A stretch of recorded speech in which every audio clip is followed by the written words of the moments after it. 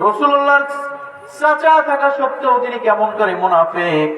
কারণ তিনি আল্লাহর হাবিবের এই দিনকে, ধর্মকে প্রচার করার জন্য বাধা দিয়েছেন। এমনকি দারুন নদর বৈঠকেও তিনি সেই একই কাজটা করেছেন। ভাতিজাকে রক্ষা করেন নাই, বরঞ্চ তাকে মদিনায় হিজরত করতে যাইতে দেবেন না, তার সব বুদ্ধি তিনি করেছেন। এজন্য আবু লাহাবের নামে একটা সূরা অবতীর্ণ হয়েছে। সূরাটার নাম কি সবাই বলেন? সূরাতুল তাব্বাত ইয়াদা আবি লাহাবি ওয়া তাব মা আগনা আনহু মালুহু ওয়া মা কাসাব। আল্লাহ বলেন আবু লাহাবের দুইটা হাত ধ্বংস হয়ে যাক, কারণ সে একটা হাত দিয়ে রাসূলুল্লাহর দিকে পাথর নিক্ষেপ করেছিল। এজন্য তার দুইটা হাত ধ্বংস হয়ে যাক। দুইটা হাত ধ্বংস হবে কেন? পাথর নিক্ষেপ তো করেছে এক হাত দিয়ে। এক হাত দিয়ে মারলে আরেক হাতও সাথে কি দেয়? সাপোর্ট দেয়। এই জন্য আবু লাহাব মুনাফিক হয়েছে। আবু লাহাবের জন্য মা আগনা আনহু মালুহু ওয়া মা কাসাব, শুধু আবু লাহাবের দুই হাত নয়, তার সব সম্পদ যা সে অর্জন করেছে সব ধ্বংস হয়ে যায়।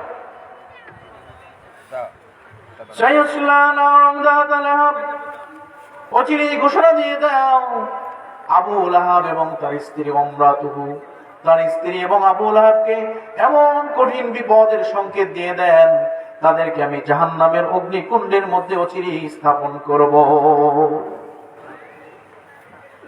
হাম্মালাতাল হাতব ফি জিদিহা হাবলুম মিন মাসাদ। এই জিদের তাফসীরে বলা হয়েছে আবু লাহাবের স্ত্রী গলায় একটা মোটা চেইন পরতো, সব লকেট। এই লকেটকে উদ্দেশ্য করে একটু ঠাট্টা করে বলা হয়েছে যে জাহান্নামের অগ্নিকুণ্ড দিয়ে একটা মালা বানানো হবে, আবু লাহাবের স্ত্রীর গলায় এভাবে পেঁচাইয়া জাহান্নামে ফেলে দেওয়া হবে।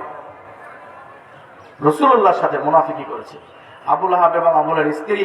ঘরের দোতলার ছাদে উঠে তারপর রাসূলুল্লাহর স্ত্রী খাদিজাতুল কুবরা রাদিয়াল্লাহু তাআলা আনহার গায়ে ময়লা ফেলে দিতেন। নাউজুবিল্লাহ। মুনাফিকের আলামত, মুনাফিকের বর্ণনা শুনেছেন। এবার আল্লাহ বললেন, যদি তুমি মুমিন হতে চাও, মুনাফিকের কথা শুনলেন, মুমিনের জন্য কয়টা বৈশিষ্ট্য বলে গেছেন? মনে হয় কয়টা? মুমিনের জন্য 7টা বৈশিষ্ট্য।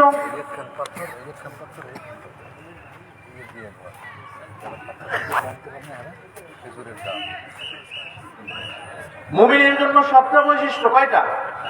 আল্লাহ রাব্বুল আলামিন বলেন, قد أفلح المؤمنون الذين هم في صلاتهم خاشعون والذين هم عن اللغو معرضون والذين هم للزكاة فاعلون والذين هم লিফুরুজিহিম হাফিজুন। সুবহানাল্লাহ বলেন।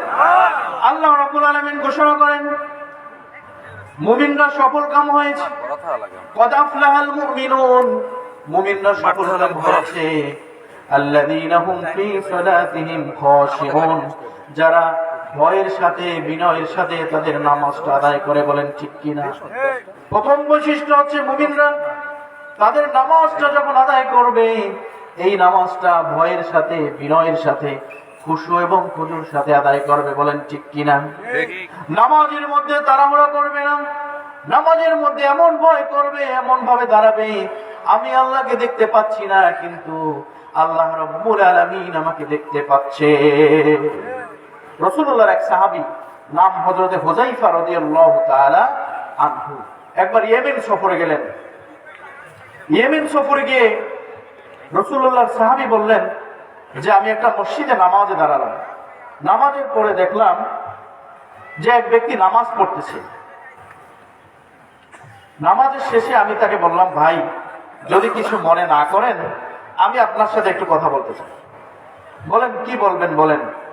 তখন বললেন যে ভাই আমি খেয়াল করে নামাজের পরে দেখলাম আপনি যে নামাজটা পড়তেছেন এই নামাজটা খোদার কসম করে বলি বিশ্বনবীর দেখানো নামাজের মতো হচ্ছে না।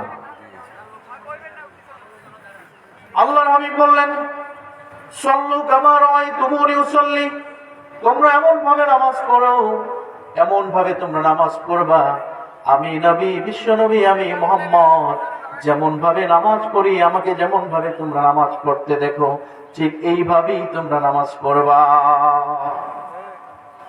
আজকে আমাদের নামাজের দিকে তাকায় দেখেন, এমন কিছু মানুষ আছে টুকটাক সিজদা দিয়ে উঠে যায়, তাদের সময় নাই, তারা ব্যস্ত মানুষ, নামাজে দাঁড়ানোর মতো সময় নাই, নামাজটা সুন্দরভাবে করার মতো তাদের সময় নাই।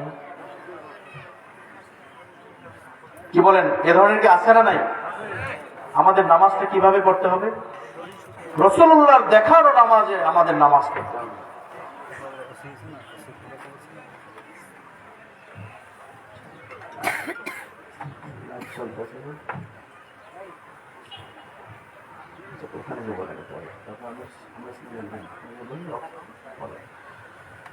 আল্লাহ রাব্বুল আলামিন বলেন, কদ আফলাহাল মুমিনুন الذين هم في صلاتهم خاشعون والذين هم عن اللغو معرضون।